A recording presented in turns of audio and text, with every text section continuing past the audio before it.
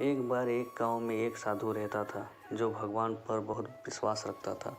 एक बार वह साधु पेड़ के नीचे बैठा था और भगवान को याद कर रहा था, तो अचानक वहाँ बाढ़ आ गई। चारों तरफ पानी ही पानी। सब लोग अपने आप को बचाने के लिए ऊपर पहाड़ की तरफ भागने लगे। उनमें से एक आदमी देखा कि इस हालत में भी साधु जी भगवान की तपस्या कर रहे हैं।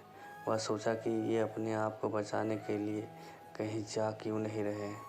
तो उसने साधु से बोला, अरे आप कहीं जा क्यों नहीं रहे हो, आप भी मेरे साथ ऊपर पहाड़ की तरफ चलो, नहीं तो डूब जाओगे।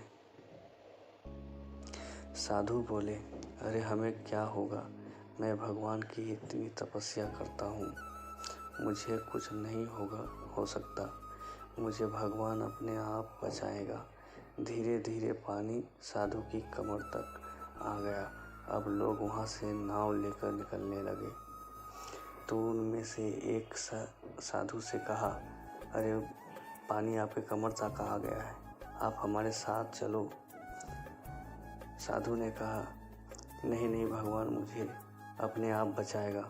और वह नाव वाला निकल गया।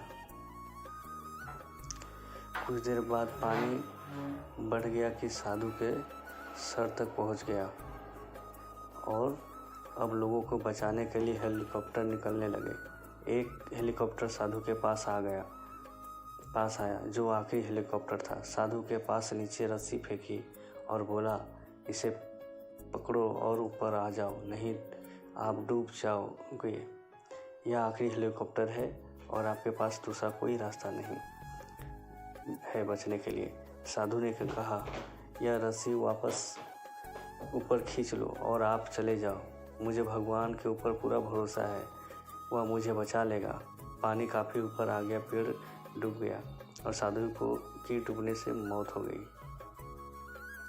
मरने के बाद साधु भगवान के पास गया और बोला, हे भगवान, मैंने पूरी ज़िंदगी आपकी तपस्या की, मेरा सारा जीवन आपकी आराधना करने में लगा दिया, फिर भी इतने भरोसे के साथ इंतज़ार किया कि तुम मुझे बचाने आओगे, लेकिन वहाँ मेरी डूबकर मौत हो गई और तुम नहीं आए। ऐसा क्यों? भगवान बोले, मूर्ख इंसान है, एक नहीं 3 बार आया था, वो तीनों बार मैं ही था, जो एक पहला पैदल, दूसरा नाव के द्वारा, तीसरा हेलीकॉप्टर के द्वारा, लेकिन तुमने मेरा एक भी अवसर पहचान नहीं पाया।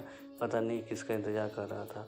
इस तरह से ज़िंदगी में हमें ऊपर वाला बहुत से मौके देता रहता है, लेकिन हम सब उस मौके को ठुकरा कर पता नहीं किस चीज़ का इंतज़ार कर रहे होते हैं। कि वो होगा तभी करूँगा, और इस बात पे अड़े रहने से एक वक्त के बाद वो मौका हाथ से निकल जाता है और हम कुछ नहीं कर पाते हैं। तो किसी भी अच्छे समय का इंतज़ार मत करो, जो भी करना है आज और अभी से ही शुरू कर दो। ऐसी ही और शॉर्ट मोटिवेशनल स्टोरी के लिए हमारे चैनल को सब्सक्राइब करें। धन्यवाद।